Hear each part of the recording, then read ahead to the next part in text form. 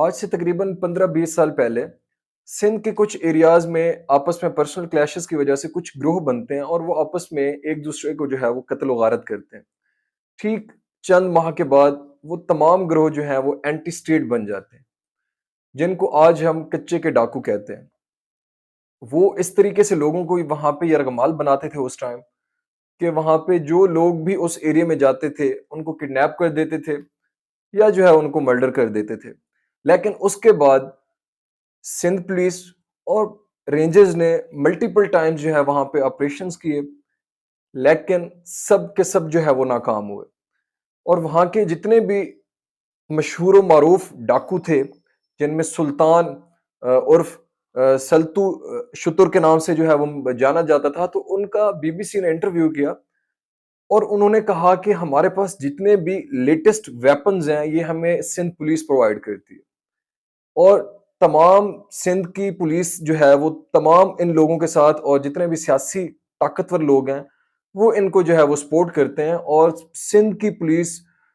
उसने कहा कि सिंध की पुलिस जो है वो हमें प्रॉपर प्रोटोकॉल देती है और जब भी कोई ऑपरेट होता है रेंजर्स का या सिक्योरिटी फोर्सेस का, तो वो पहले हमें ही इन्फॉर्म कर दिया जाता है सिंध पुलिस की जानिब से। और इसके ऊपर मल्टीपल टाइम जो है वो ऑपरेशंस किए गए, रेंजर्स ने किए, सिंध पुलिस ने किए। कई अरब रुपए जो है वो पाकिस्तान की गवर्नमेंट कच्चे के डाकों पे लगा चुकी है, लेकिन तमाम हरबे जो है वो इनके फेल हुए। आज तक जो है उनको ये खत्म नहीं कर सके। वो दिन ब दिन जो है वो ग्रो करते जा रहे हैं, वो कम नहीं होते जा रहे हैं। और वो तमाम स्टेट जितनी भी रियासती मशीनरी है, वो सबसे ताकतवर है और उनके पास सबसे जो है वो लेटेस्ट और जदीद किस्म के जो हैं वो वेपन्स अभी भी उनके पास मौजूद हैं, जो पाकिस्तान के इदारों के पास नहीं होते, पुलिस के पास नहीं होते, उनके पास पहले से पहुंच जाते हैं। और हाल ही में वो इस तरह लोगों को किडनैप करते हैं कि वो सोशल मीडिया के थ्रू खवातीन की आवाज़ निकालते हैं और लोगों को जो है वो ट्रैप करते हैं, या वो ओएलएक्स, पाक व्हील्स पे जो है वो किसी चीज़ का ऐड दे देते हैं, लोग उनसे राब्ता करते हैं। जैसे ही लोग राब्ता करते हैं तो उसके बाद जो है वो उनको एड्रेस देते हैं कि आप फलाँ जगह पे आओ। तो जब बंदे जाते हैं वहाँ पे, तो वहाँ पे उनको जो है वो किडनैप कर दिया जाता है। उसके बाद वो उनसे बहुत, जिसे कहते हैं कि हैवी अमाउंट की जो है वो डिमांड करते हैं।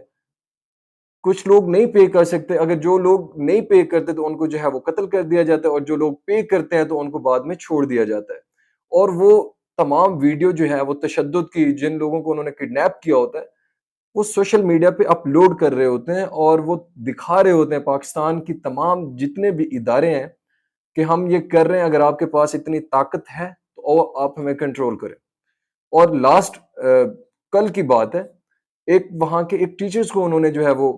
उसको किल कर दिया, कत्ल कर दिया। वहाँ से उसका गुज़र हुआ, उसको किडनैप किया, उसके बाद जो है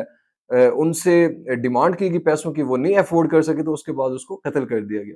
लेकिन यहाँ पे 2-4 सवाल बहुत इम्पोर्टेंट हैं जो हमें अपने सिक्योरिटी इदारों से पूछने चाहिए।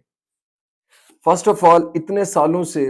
आप इतने अरब रुपए लगा चुके हो, कोई इतना बड़े, वो कोई लाखों की स्ट्रेंथ में नहीं है कच्चे के डाकू। मैक्सिमम भी होंगे तो वो तकरीबन कोई 200-400 होंगे और वो हर साल सैकड़ों लोगों को जो है वो मर्डर करते हैं और उनका कत्ल करते हैं। जो भी पंजाब से जाते हैं या किसी भी एरिया का उनके हाथ में चढ़ जाता है,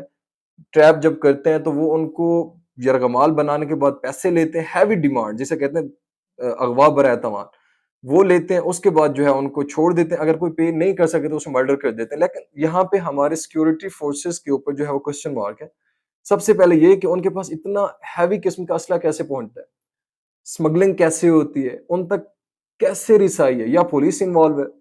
या जो भी इन्वॉल्व है तो उसको इन्वेस्टिगेट करना चाहिए, बजाय इसके कि आप हर साल जो अरबों रुपए खर्च कर दो कौम के, लेकिन उसका आप कोई भी जो है कौम को या सिंध के लोगों को कोई भी फायदा नहीं होता है इसका, बजाय इसके कि आप कौम के जितने भी टैक्स के पैसे हैं वो जाये हो रहे होते हैं उनके ऊपर। और दूसरी चीज,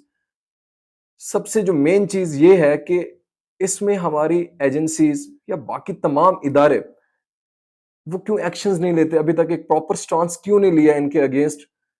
कि उन तक ये सारी चीजें कैसे पहुंचती हैं। उनका जो सेल फोन या सोशल मीडिया यूज करते हैं,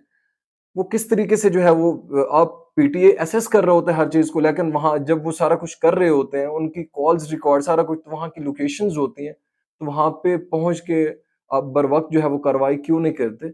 अगर यही सूरत हाल रही, यही सिचुएशंस रही सिंध के अंदर या हमारे पंजाब राजनपुर के एरिया में, तो ये आने वाले दिनों में इन्होंने तो पूरे मुल्क को जो है वो पूरे मुल्क को यरगमाल बनाना है और जिस तरीके से अभी उनकी कार्रवाइयाँ जारी हैं, तो ऐसे लगता है कि जैसे स्टेट बिल्कुल जो है बेबस है। सिंध पुलिस तो वैसे वो खुद कहते हैं कि हमारे साथ इन्वॉल्व है, तो उससे तो हमें कोई तवक्को भी नहीं है। लेकिन रेंजर्स है बाकी पाकिस्तान के तमाम इदारे हैं जो इस तरह की चीज़ों को कंट्रोल करते हैं, तो वो कब तक जो है इन चीज़ों को अवाम के लिए दिखाते जाएँगे कि हम अभी तक नहीं कर सकते और कितना लॉस हो रहा है इसमें। सिर्फ़ सबसे ज़्यादा जो लॉस है वो पाकिस्तानी अवाम का हो रहा है। जो सबसे ज़्यादा लोग जो हैं वो लूटे जा रहे हैं या सबसे ज़्यादा लोग जो हैं वहाँ पे किडनैप हो जाते हैं। उनके पीछे जितनी भी फैमिलीज़ होती हैं वो सफ़र करती हैं। लेकिन यहाँ पे तमाम पाकिस्तानी इदारों के ऊपर क्वेश्चन मार्क है कि आप कब तक इस तरीके के लोगों को बेयर आउट करेंगे और कब जो है आप अपनी रिट कायम करके इनको जो